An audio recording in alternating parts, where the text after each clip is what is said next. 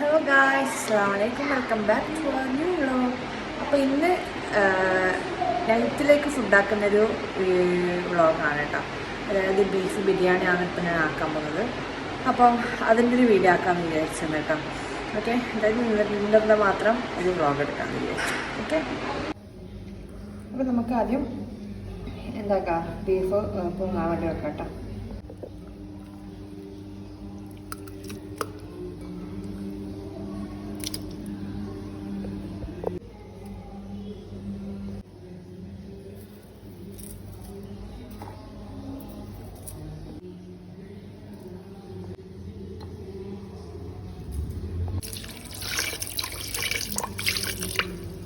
ഇവിടെ ഉള്ളി മുറിച്ച് വെച്ചിട്ടുണ്ട്. ഇത് ചോറിന് വേണ്ടിയിട്ട് ക്യാരറ്റ്, പിന്നെ ഇത് മസാലക്ക്, പിന്നെ ഇവിടെ തക്കാളി, പിന്നെ പച്ചമുളക്, കറിവേപ്പില, മല്ലിച്ചപ്പ്, പിന്നെ ഇഞ്ചി വെളുത്തുള്ളി പേസ്റ്റ് ഉണ്ട് കേട്ടോ. അപ്പോൾ ഇതവിടെ അരി കഴുകിയിട്ടിട്ടുണ്ട് കേട്ടോ. അപ്പോൾ ഈ സാധനം കൊണ്ട് സാധനമാണ് വേണ്ടവർ ഓർഡർ ചെയ്തോട്ടോ. എത്ര റേറ്റ്? 88 രൂപ റേറ്റ് കേട്ടോ. അടിപൊളി സാധനമാണ്.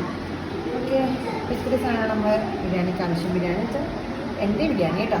നമ്മൾ വെച്ച് ബീഫൊക്കെ വെന്തിട്ടുണ്ട്. അപ്പോൾ നമ്മൾ മസാല ആക്കാൻ വേണ്ടിയിട്ട് പാൻ എടുത്തിട്ടുണ്ട് കേട്ടോ. അപ്പോൾ ഇപ്പോൾ നമ്മൾ മസാലേൻ്റെ പാൻ വെച്ചിട്ടുണ്ട്. അതുപോലെ അപ്പുറത്തേക്ക് നെയ്ച്ചോറിന് വേണ്ടിയിട്ടുള്ളത് വെച്ചിട്ടുണ്ട്. ഓക്കെ, അപ്പോൾ നമ്മൾ മസാല പാൻ ചൂടായിട്ടുണ്ട്. ഞാൻ ഇതിനകത്തൊന്നും ചൂടാക്കാൻ പറ്റില്ല. അപ്പോൾ നമ്മൾ ആവശ്യം നമുക്ക് കുഴപ്പമില്ല, സ്റ്റോഫ് ചെയ്തതാണ് കേട്ടോ. അപ്പോൾ നമ്മൾ മസാലയിലേക്ക് സൺഫ്ലവർ ഓയിലും, ബിരിയാണിയിലേക്ക് മഞ്ഞളും, അതുപോലെ തന്നെ വെളിച്ചെണ്ണയാണ് ഉപയോഗിക്കുന്നത് കേട്ടോ. നമുക്ക് മസാലയിലേക്ക് വേണ്ടിയിട്ട് വേണം.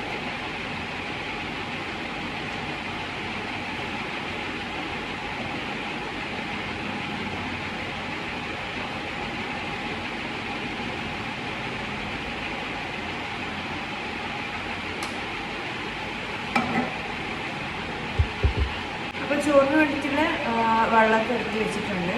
ഓക്കെ,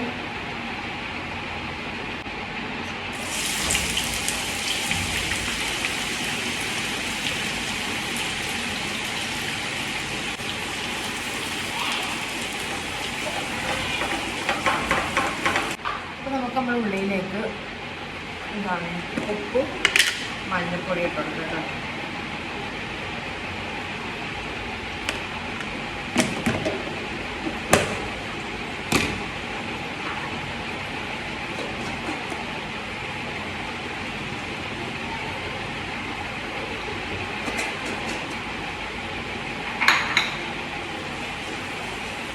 നമ്മൾ ചോറിൻ്റെ പാത്രം ചൂടായിട്ടുണ്ട്.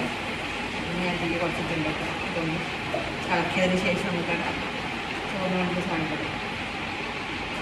ഇപ്പോൾ ഇവിടെ ഫസ്റ്റ് വെളിച്ചെണ്ണ ഒഴിച്ചിട്ടുണ്ട് കേട്ടോ. വെളിച്ചെണ്ണ സോറി, നമുക്ക് ആദ്യം ഒന്ന് നെയ്യ് ഒഴിച്ചു കൊടുക്കാം.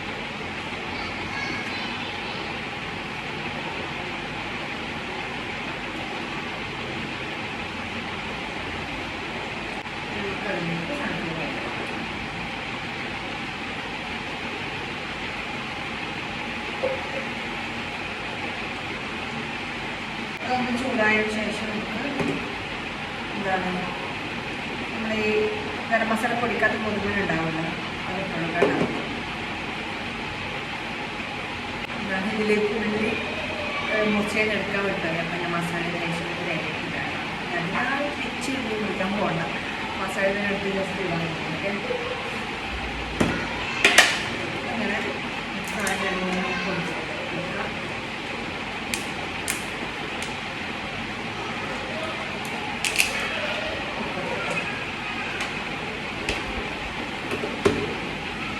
പറഞ്ഞ പോലെ 2-3 ഉള്ളി അങ്ങോട്ടേക്ക് എടുക്കുന്നുണ്ട്.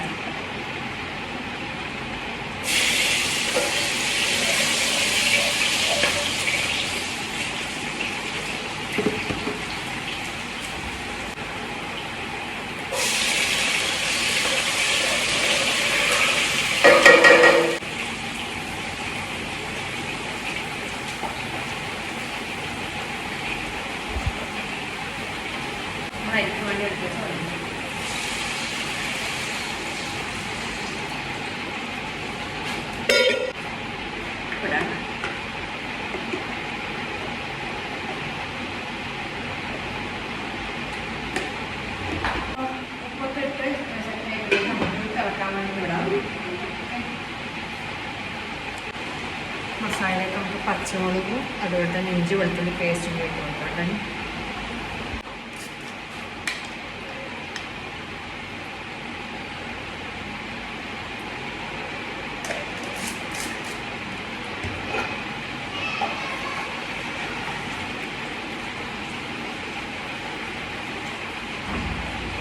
ഇതൊന്ന് വാടിയ ശേഷം നമുക്കിനി തക്കാളി ഇടുന്ന ടൈമിൽ കാണാം. ഇത് നന്നായി കുഴച്ചിട്ടുണ്ട്. കൈ കൊടുക്കാം.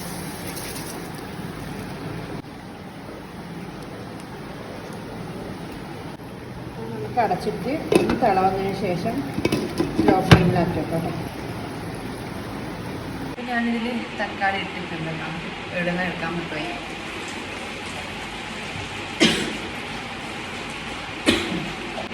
രണ്ടും ഒന്നിച്ചിട്ട് വാടി ചേർക്കാം.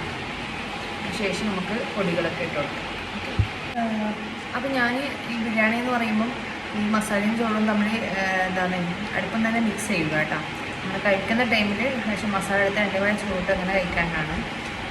ഇത് നമ്മൾ ദമ്മോടും അങ്ങനെയൊന്നും ചെയ്യുന്നില്ല. പക്ഷേ ഷെൻജുവിന് അങ്ങനെ നെയ്ച്ചോറ് ബിരിയാണി എന്ന് പറയുമ്പോൾ കളർ ഉണ്ടാവണമെന്ന്.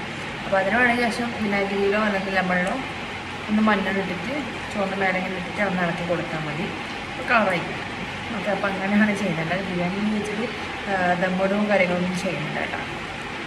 ഓക്കെ, അപ്പോൾ നമുക്ക് നമ്മൾ മസാല വേണ്ടിയപ്പോൾ നമ്മൾ ചോറൊന്ന് തുറന്നിട്ട് ഒന്ന് ഇളക്കി കൊടുക്കാം. മസാല തക്കാളി ഉള്ളിൽ എല്ലാം ഏകദേശം ആയിട്ടുണ്ടെങ്കിൽ നമുക്കിത് പൊടികളൊക്കെ കൊടുക്കാം കേട്ടോ. കുരുമുളക്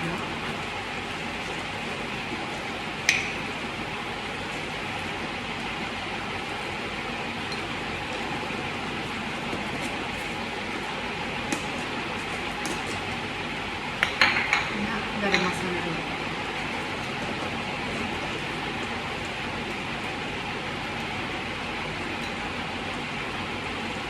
അപ്പോൾ എൻ്റെ അധികം മസാലയും കറികളും എൻ്റെ പൊടികളും അങ്ങനെ കാര്യങ്ങൾ ഉണ്ടാകാറില്ല. അധികം പൊടികൾ കാര്യങ്ങളൊന്നും ഉണ്ടാവില്ല. ഈ രണ്ട് സാധനവും മെയിനായിട്ട് യൂസ് ചെയ്യുന്നത് കുരുമുളകും ഗരം മസാല.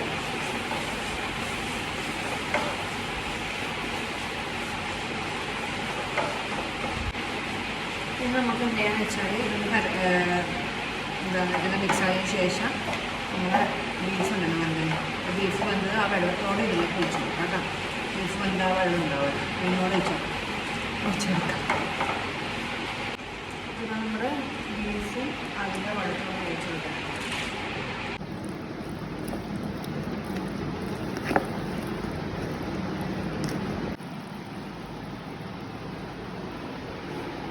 അപ്പോൾ ഇത്രയാണ് നമ്മുടെ ഇന്നത്തെ കുഞ്ഞു വ്ളോഗ് കേട്ടോ. അപ്പോൾ ഇഷ്ടപ്പെട്ട ഡിസൈൻ വെച്ചാൽ ഷെയർ ചെയ്യുക, കമൻറ്റ് ചെയ്യുക.